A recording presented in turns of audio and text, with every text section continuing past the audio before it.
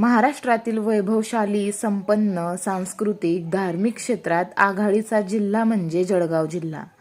जळगाव जिल्ह्याच्या उत्तरेस सातपुडा पर्वत असून सूर्यकन्या तापी नदीचा परिसर भूसंपन्न आहे. याच सातपुडा पर्वतात श्री मनुदेवी तीर्थक्षेत्र वसलेले आहे.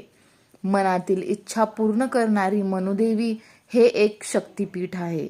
मंदिराच्या तिन्ही बाजूंनी उंच कडे असून 400 फूट उंचीवरून कोसळणारा पाझर धबधबा येथील विशेष आकर्षण आहे.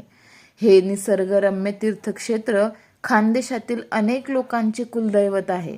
मंदिरापर्यंत पोहोचता पोहोचता तुम्हाला एकच नदी 7 वेळा आडवी होते.